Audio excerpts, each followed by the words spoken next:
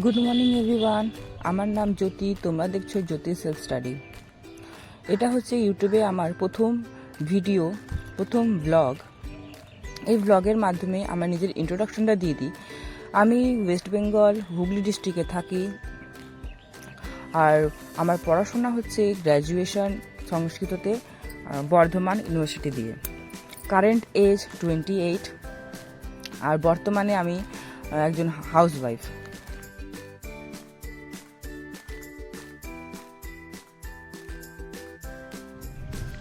আবার এখন এলাম ছাদে।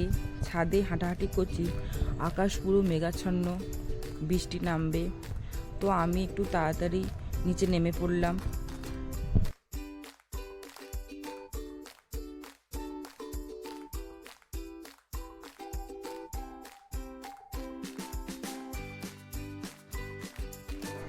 একটু ঘরটা পরিষ্কার করে নিই, কারণ হচ্ছে আজকে হচ্ছে নাগপঞ্চমী।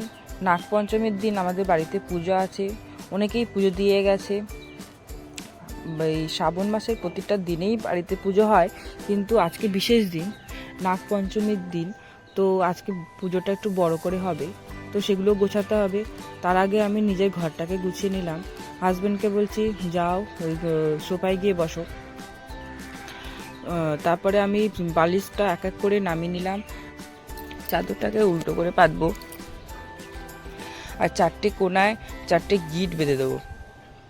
কারণ চারটে গিট বাঁধলে চাদর সরে টরে যায় না, এক জায়গায় থাকে। এটা আমি দেখেছিলাম ইউটিউবে একজন, তার নামটা মনে নেই, ইউটিউবে দেখাচ্ছিল যে যদি চাদরে চারটে কোনায় গিট বেঁধে দেওয়া হয় তাহলে আর বিছানা সরে না। তো আমি সেরকমই করেছি, কিন্তু সামনেরটা করিনি, ওটা ভুলে গেছি করতে।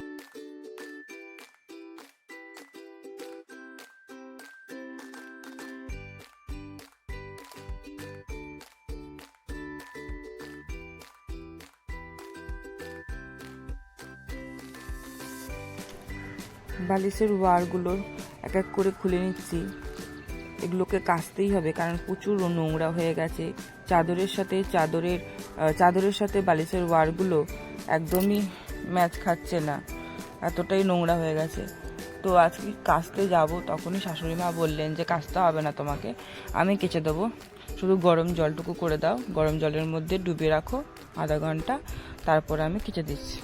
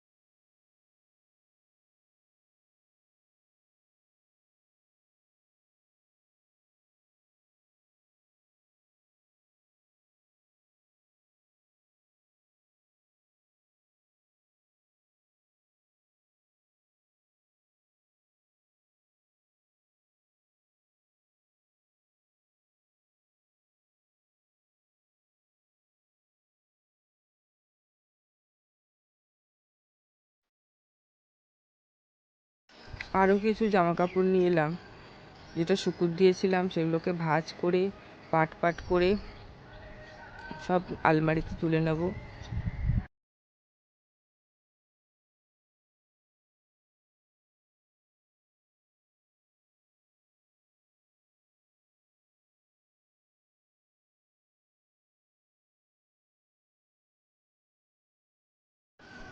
তো চান টান করে কাপড় পরে আমি একদম রেডি নিচে যাওয়ার জন্য।